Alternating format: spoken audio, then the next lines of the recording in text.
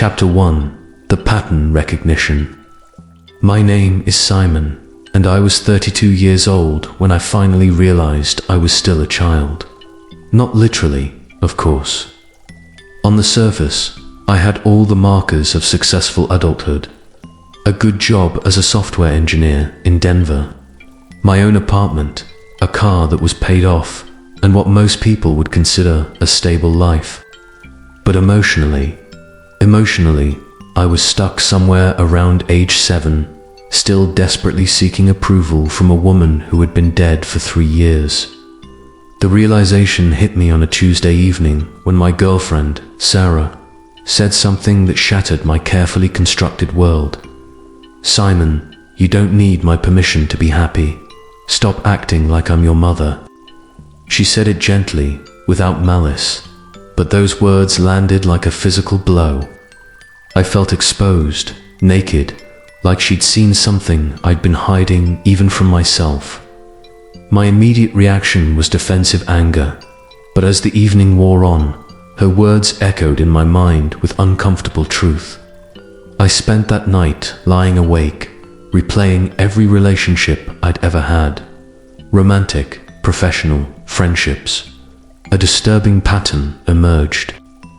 In every significant relationship, I found myself either seeking approval like a desperate child or rebelling like an angry teenager. There was no middle ground, no place where I simply existed as myself. With Sarah, I noticed I was constantly checking her mood, adjusting my behavior based on her reactions, feeling anxious when she seemed distant, and almost pathetically grateful when she showed affection. It was exhausting, and apparently it was obvious. But the most unsettling part was the voice in my head, a constant critical commentary that sounded suspiciously like my mother. Even though she'd been gone for 3 years, her voice lived on inside me, judging every decision, criticizing every choice, demanding perfection while offering no comfort when I inevitably fell short. "You're not trying hard enough, Simon. Other people manage this just fine. You're being too sensitive. Stop feeling sorry for yourself." These weren't my thoughts, they were hers, echoing through my mind with the same tone and inflection I remembered from childhood.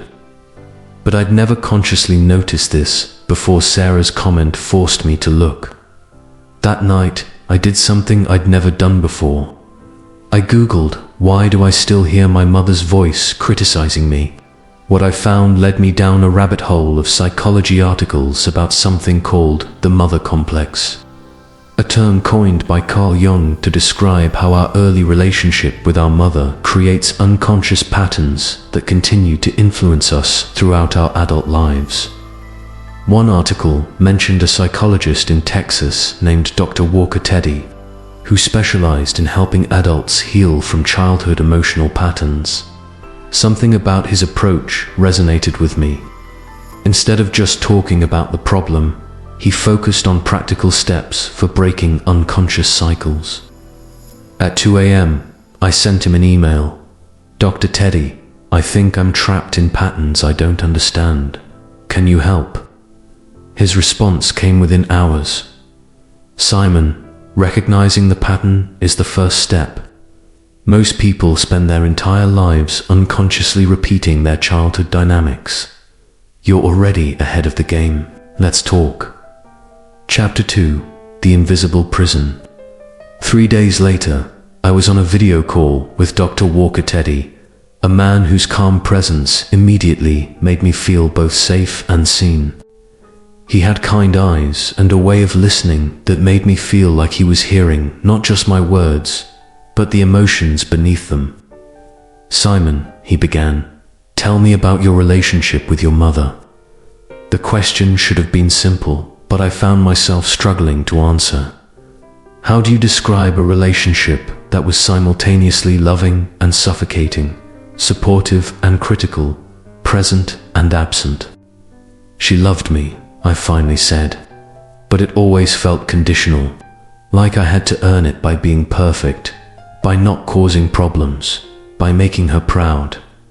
Dr. Teddy nodded knowingly. And how do you think that affected you? I don't know. I mean, I turned out okay, didn't I? He smiled gently. Did you? Tell me about your relationships, Simon. How do you feel when someone you care about seems upset or distant? The question hit me in the stomach. Terrified, I admitted. Like I've done something wrong, like I need to fix it immediately, like their mood is somehow my responsibility. And when someone praises you or shows you affection, relief, overwhelming relief, like I've been holding my breath and can finally exhale. Dr. Teddy leaned forward. Simon, what you're describing is what Jung called the mother complex. It's not about whether your mother was good or bad. It's about how her way of loving you created unconscious patterns that are still running your emotional life. He explained that my mother's conditional love had taught me that my worth depended on others' approval. I'd internalized her critical voice as my own inner dialogue. Even though she was gone, she lived on in my unconscious, continuing to judge and evaluate my every move. Here's what most people don't understand, Dr. Teddy continued. You're not reacting to people in your present life. You're reacting to the mother archetype that lives in your unconscious. Sarah isn't your mother, but your psyche treats her like she is. This explanation felt both devastating and liberating. Devastating because it meant I'd been living in an emotional prison for 32 years. Liberating because it meant the prison wasn't real. It was constructed from old patterns that could be changed. Lesson 1: The recognition phase. Dr. Teddy introduced me to what he called pattern recognition, the practice of consciously observing my reactions and tracing them back to their unconscious origins. For the next week, he instructed, I want you to notice every time you feel that familiar anxiety about someone's approval. When it happens, ask yourself, who am I really responding to right now? The person in front of me, or the mother archetype in my unconscious? He shared a case study from his work in Austin with a client named David, a successful lawyer who couldn't understand why he felt constantly anxious despite his professional achievements. David discovered that every time his boss seemed stressed, he felt responsible for fixing it. Just like he'd felt responsible for managing his mother's emotional states as a child. His boss wasn't his mother, but his unconscious was treating the situation as if it were. This resonated deeply. I realized I'd been doing the same thing with Sarah, with my supervisors at work, even with friends. I was constantly monitoring their emotional states and feeling responsible for managing them. The key insight, Dr. Teddy explained, is that you're not responding to what's actually happening. You're responding to an old program running in your unconscious. Once you recognize this, you can start to choose different responses. Chapter 3: The Invisible Loyalty. During our second session, Dr. Teddy introduced a concept that completely reframed my understanding of my struggles. Invisible loyalty. Simon, I want you to consider something that might sound strange, he began. What if part of you believes that being happier than your mother would be a betrayal of her? The question felt like a gut punch. That's ridiculous, I said immediately. Of course, I want to be happy. I'm not talking about what you consciously want, Dr. Teddy replied gently. I'm talking about an unconscious loyalty that formed in childhood. Children often make unconscious vows to stay connected to their parents' emotional states. If mom was unhappy, then being happy yourself feels like abandonment. He explained that this invisible loyalty is one of the most powerful forces keeping people trapped in old patterns. Without realizing it, we limit our own joy, success, and emotional freedom to maintain an unconscious connection to our parents' struggles. Think about it, he continued. Every time you're about to feel genuinely happy, what happens? I thought about recent examples. Last month, I'd gotten a promotion at work, something I'd worked toward for 2 years. But instead of celebrating, I'd immediately started worrying about whether I deserved it, whether I'd be able to handle the new responsibilities, whether my co-workers resented me. I sabotage it, I realized. I find reasons to feel anxious or guilty instead of just enjoying good things.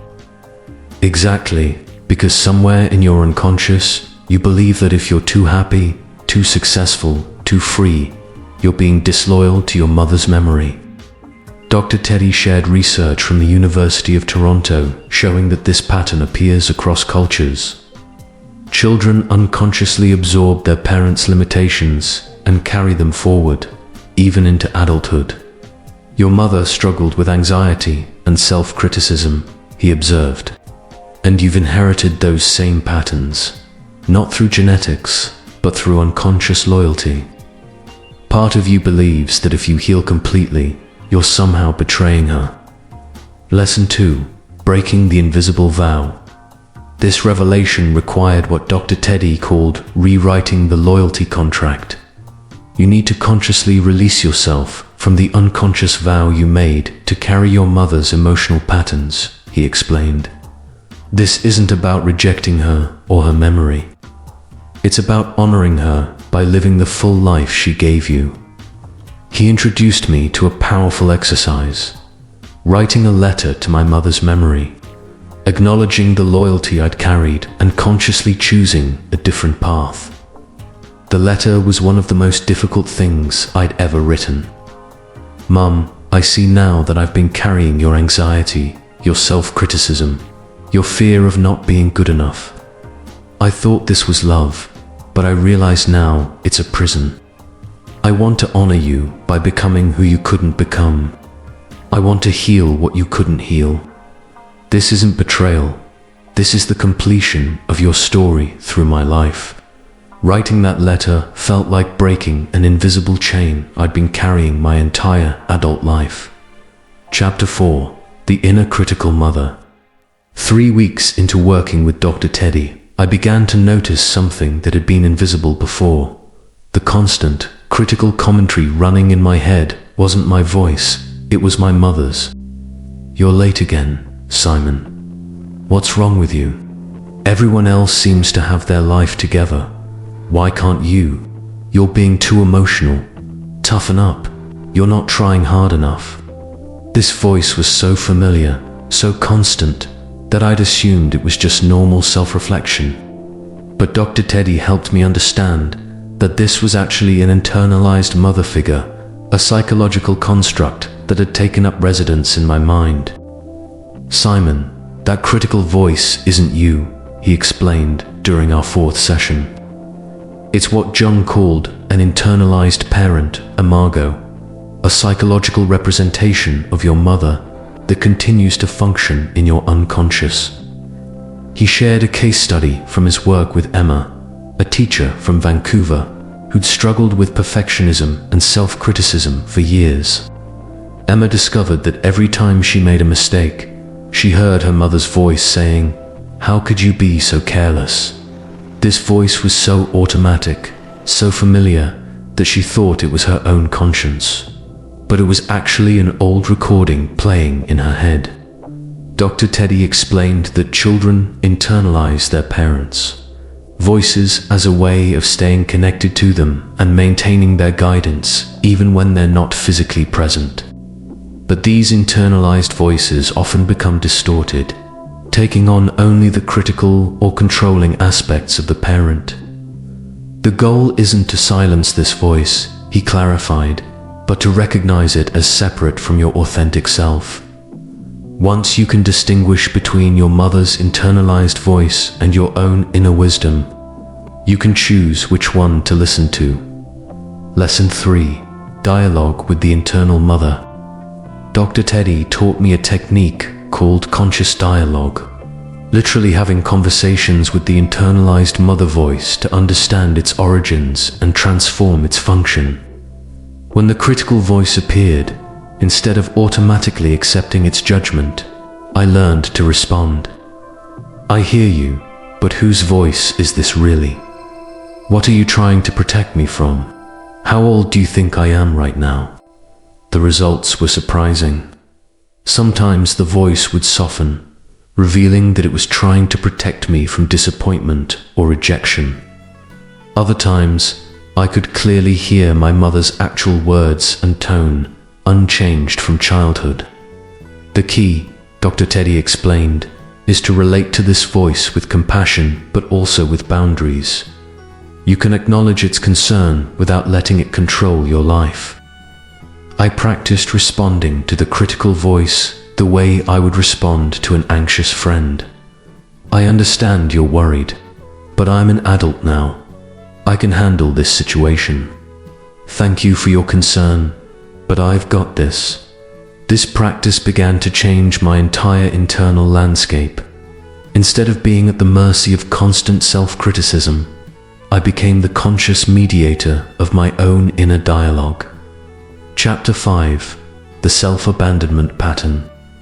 A month into our work together, Dr. Teddy identified another crucial pattern: self-abandonment. Simon, what happens when you're feeling tired, sad, or overwhelmed? He asked during one of our sessions. I thought about it. I push through. I tell myself to stop being weak, to suck it up, to handle it. And what would you do if a close friend came to you feeling tired, sad, or overwhelmed? I'd be supportive. I'd tell them it's okay to feel that way, encourage them to rest, maybe help them figure out what they need. So you treat your friends with more compassion than you treat yourself.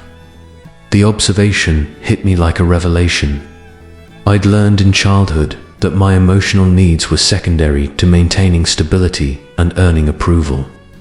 When I felt scared, sad, or tired, the message I'd received was to suppress those feelings and focus on being good. This pattern had continued into adulthood.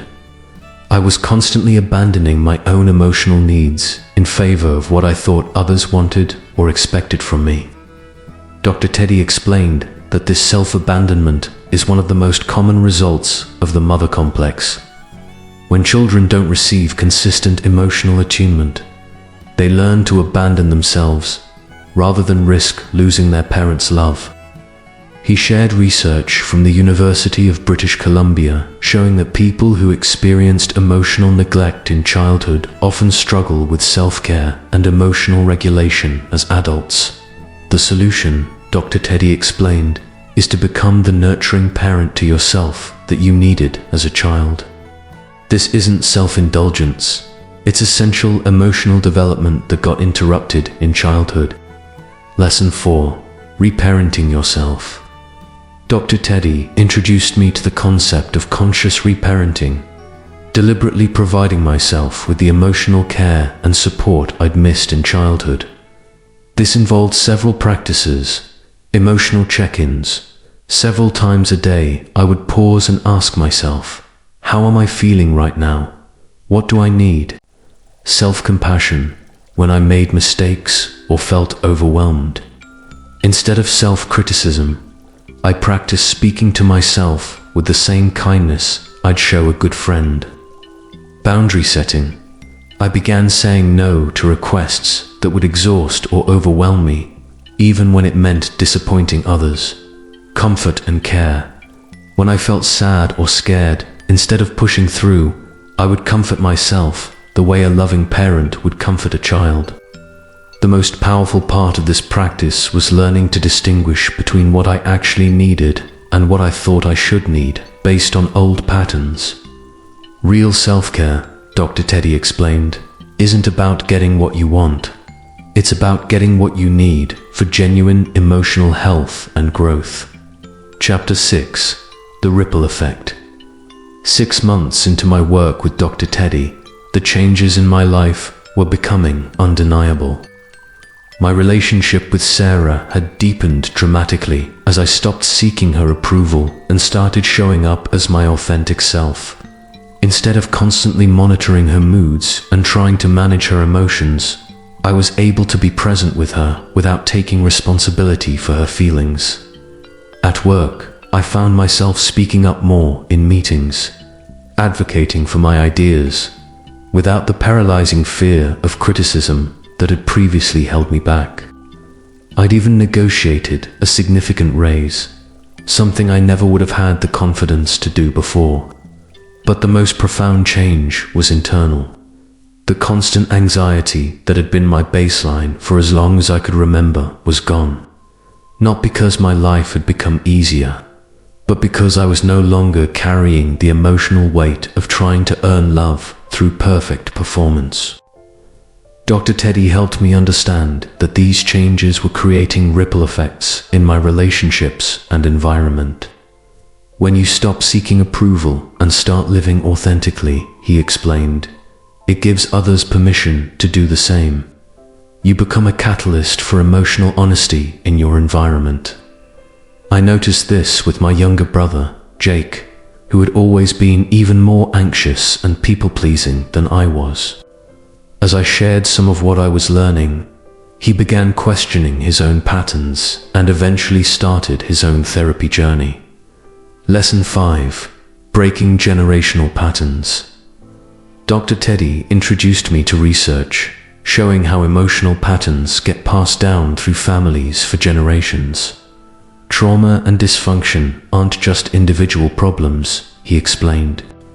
They're inherited through unconscious behavioral patterns that repeat until someone has the consciousness to break them.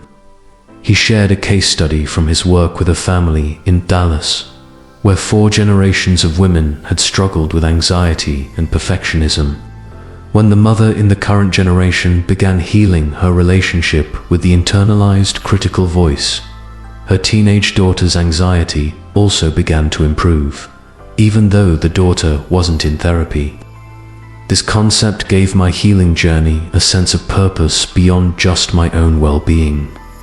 I wasn't just healing myself, I was potentially healing patterns that could have been passed down to future generations. Every person who breaks an unconscious family pattern, Dr. Teddy said, becomes an ancestor who gives their descendants a different emotional inheritance. Chapter 7: The Integration Challenge.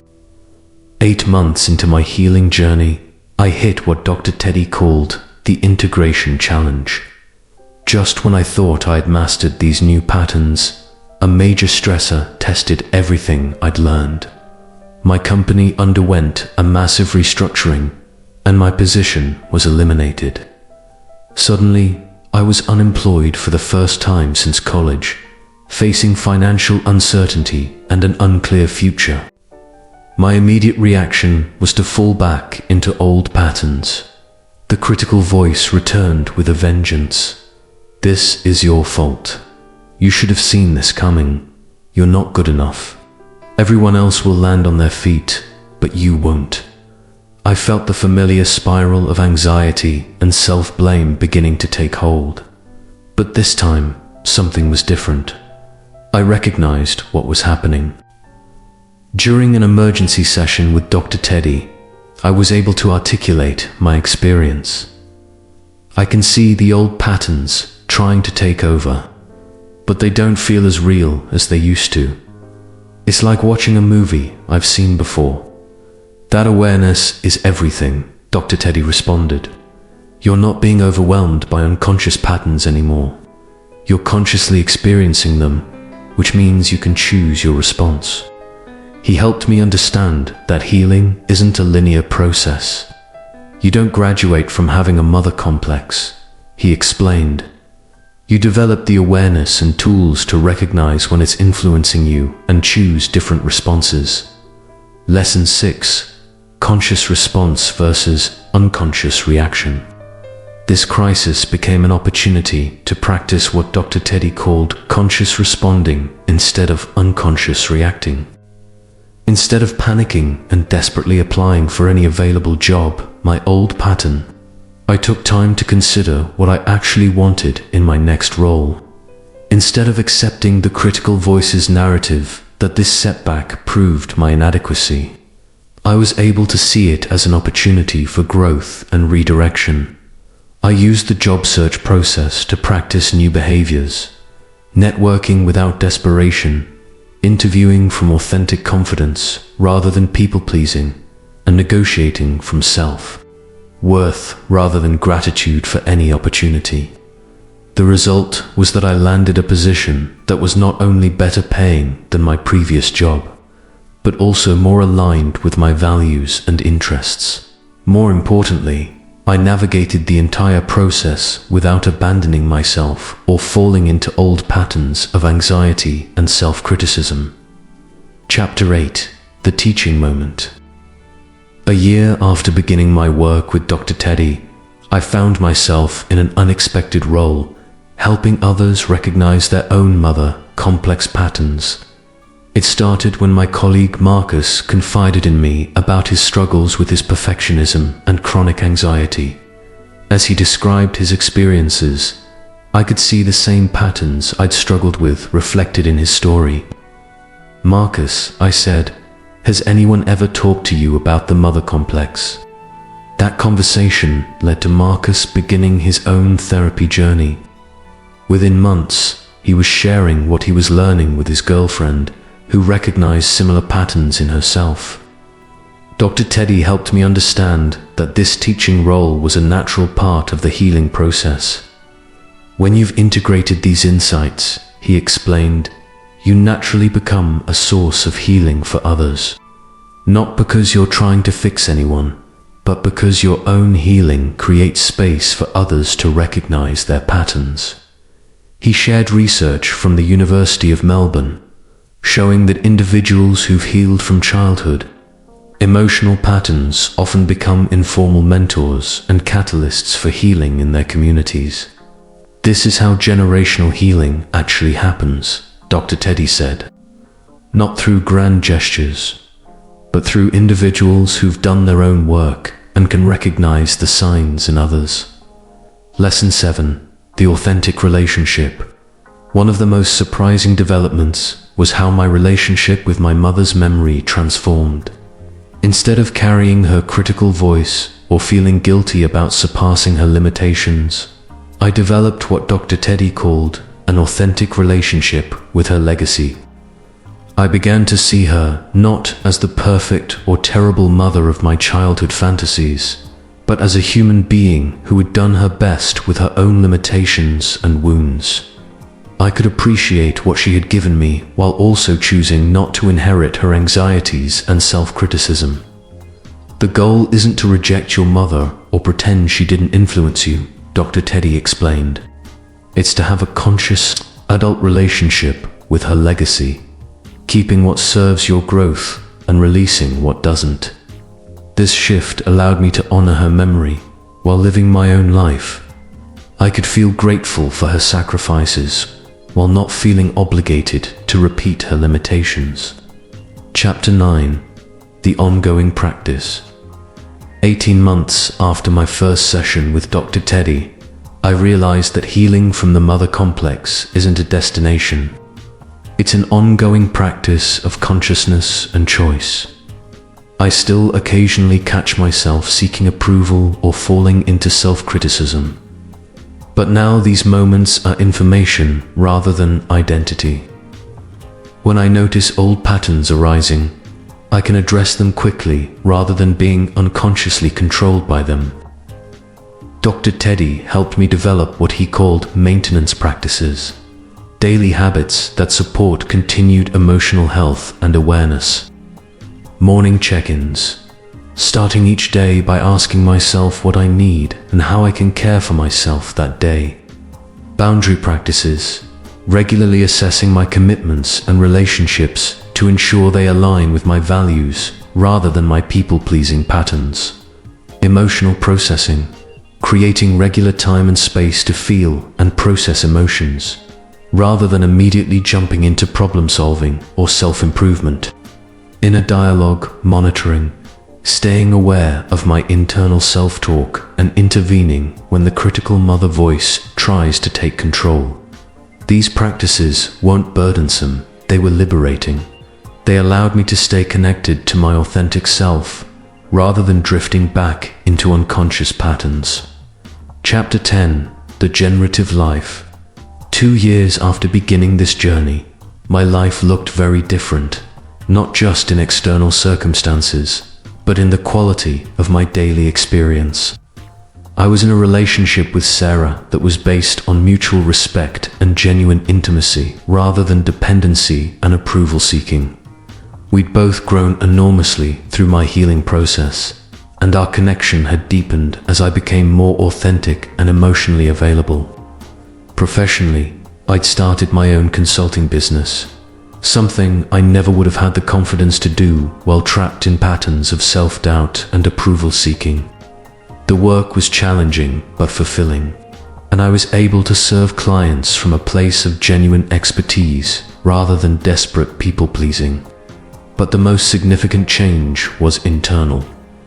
I had what Dr. Teddy called emotional sovereignty, the ability to feel my feelings, meet my needs, and make decisions from an authentic center rather than from inherited patterns.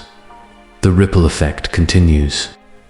Dr. Teddy shared that my journey was contributing to research he was conducting on healing generational trauma. The work you've done, he explained, is part of a larger movement of individuals who are breaking unconscious family patterns and creating new possibilities for future generations. This gave my personal healing a sense of purpose beyond just my own well-being. I was part of a quiet revolution of people who were choosing consciousness over unconscious repetition, authenticity over inherited patterns. The people I'd influenced, Marcus, my brother Jake, even some of Sarah's friends who'd heard about my journey, were creating their own ripple effects. Each person who broke free from unconscious patterns created space for others to do the same. Chapter 11. The deepest teaching. As I reflected on everything I'd learned, Dr. Teddy shared what he considered the deepest teaching of this work. Simon, the mother complex isn't really about your mother. It's about the universal human need for unconditional love and acceptance. When we don't receive that in childhood, we spend our adult lives unconsciously seeking it from others. He explained that healing from the mother complex means learning to provide that unconditional love and acceptance to ourselves. You stop seeking from others what you can give to yourself. This insight reframed everything. I wasn't healing from my mother's failures or limitations. I was learning to meet my own deepest needs with consciousness and compassion. The paradox, Dr. Teddy continued, is that when you stop desperately seeking love from others, you become much more capable of genuine love and intimacy. When you're not trying to get your childhood needs met through adult relationships, you can show up as an adult partner, friend, and community member. The ultimate freedom, I realized, wasn't freedom from my mother's influence. It was freedom to choose consciously which influences to carry forward and which to release. I could honor the love she'd given me while not inheriting her anxieties. I could appreciate her sacrifices while not feeling obligated to repeat her limitations. I could love her memory while living my own authentic life. This freedom extended to all my relationships. I could care deeply about others without taking responsibility for their emotions. I could seek advice and support without losing my sense of self. I could be interdependent without being codependent. Epilogue: the continuing journey. As I write this, 3 years after that first conversation with Dr. Teddy, I'm struck by how much has changed and how much continues to unfold. The mother complex work opened doors to other areas of healing and growth. I've explored my relationship with my father, examined patterns in my friendships, and continued to develop emotional intelligence and self-awareness. But the foundation, the ability to distinguish between my authentic self and inherited patterns, to provide myself with emotional care and support, to make choices from consciousness rather than unconscious reactivity, remains solid. Sarah and I are engaged now, planning a wedding that feels like a celebration of authentic love, rather than a desperate attempt to secure approval or security. Our relationship has become a laboratory for continued growth and consciousness.